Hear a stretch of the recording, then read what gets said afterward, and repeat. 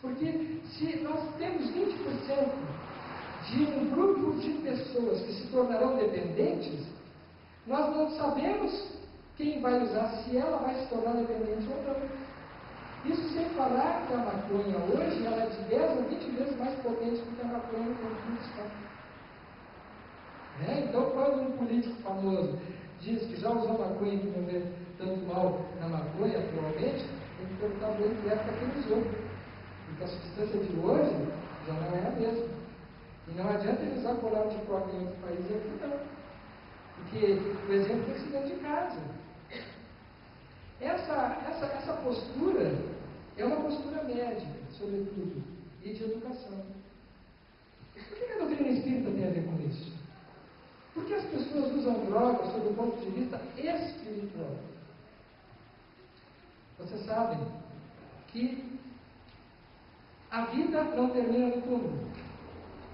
Portanto, aquele que morre de overdose, quando ele está no outro plano da vida, ele continua necessitando daquela substância. Porque ele leva no campo perispiritual dele a necessidade daquela substância, do consumo daquela substância. O que ele faz para ter saciada essa necessidade?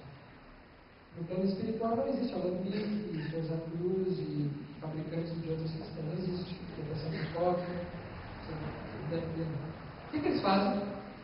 Eles ficam no plano físico em torno das pessoas que usam. Porque os espíritos, eles têm uma facilidade muito grande de absorver as sensações e as emanações daquelas pessoas encarnadas, seja do tipo de sintonia que for. Então a doutrina espírita explica que quando uma pessoa bebe, ela não bebe sozinha. Um grupo está bebendo junto com ela. Quando uma pessoa fuma, ela não fuma sozinha. Existe um grupo de fumantes que está fumando junto com ela.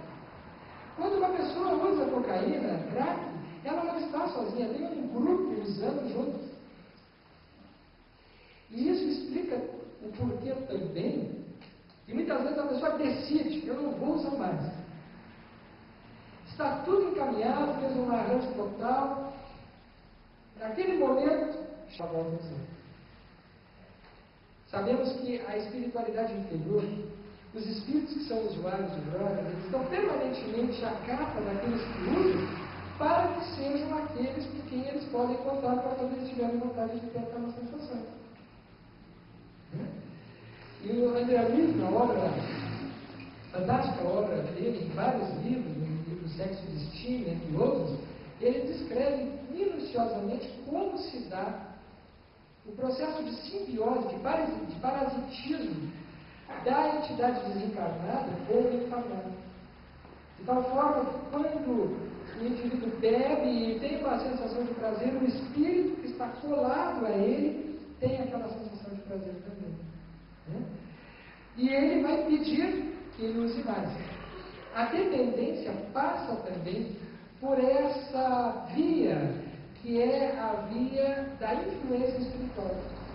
Quanto mais a pessoa usa, maior o grupo de espíritos que está presente, maior a influência e maior a tendência a usar cada vez mais.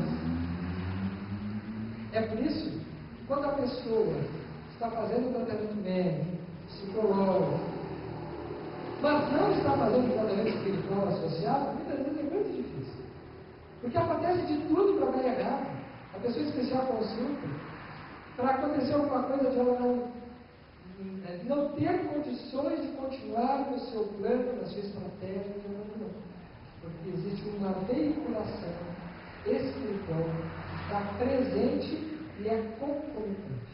Nesse momento que nós estamos falando aqui, foi mencionado aqui, existe uma assistência espiritual, uma plateia espiritual do espírito. Provavelmente muitos deles são espíritos que foram ex-drogados, ex-viciados, que estão vindo, e que estão participando dessa abordagem que inclui a espiritualidade. Porque assim como a pessoa aqui no plano físico tem que fazer a desintoxicação, tem que passar pela abstinência, tem que suportar a abstinência, no plano espiritual, aquele que quer realmente se libertar desse problema, ele tem que também suportar essa abstinência. Ele tem que também conseguir abrir mão do caminho de ter aquela sensação muito pequena de prazer comparado ao tempo de sofrimento que vem logo depois. Quais são os instrumentos, portanto, que nós temos sobre um amplo ponto de vista, espectro, para solucionarmos a problemática das drogas, via de regra, os tratamentos médicos, que são muito importantes para a desintoxicação, o tratamento psicológico, para que a pessoa vá desenvolvendo as potencialidades de recuperação emocional, a educação, o processo educativo familiar, a participação da família. Hoje é inadmissível que uma família queira que um jovem se recupere sozinho. A família inteira precisa participar desses projetos. É frequente a família acionar o uso de drogas, mesmo sem se dar conta naquele independente, através de condutas desamorosas, através de posturas inadequadas do relacionamento, são canais de incentivo ao uso do uso, essa desagregação familiar.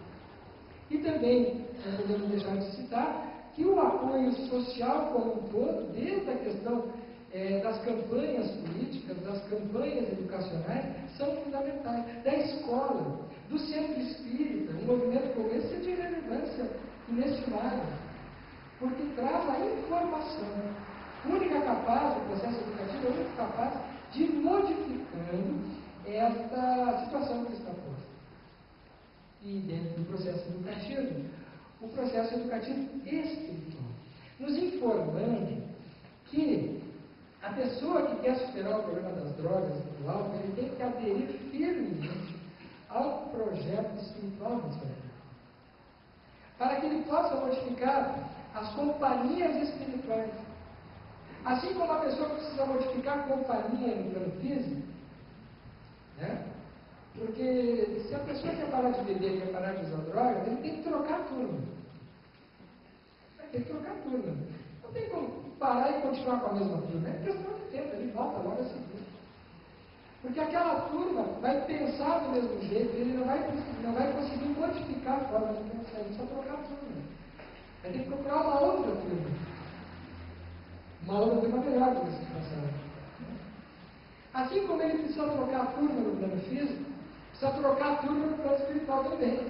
Está acostumado a frequentar a casa dele, está acostumado a ir no final da tarde aparecer para levar ele no bar, está acostumado no fim de semana a fazer burgalista no momento que ele cheirar cocaína, ou de fumar maconha antes de dormir para relaxar, como se diz. Ele precisa trocar essa turma. Como é que ele faz isso? Aqui simplesmente fecha a porta, não atende o telefone, evita, vai para onde procurar ou em outro lugar. Se o ponto de vista espiritual, tem que fechar a porta espiritual. E como é que se fecha a porta espiritual? Através da mudança de sintonia. Como é que se muda a sintonia? Através da ação do pensamento. Aí entra a oração.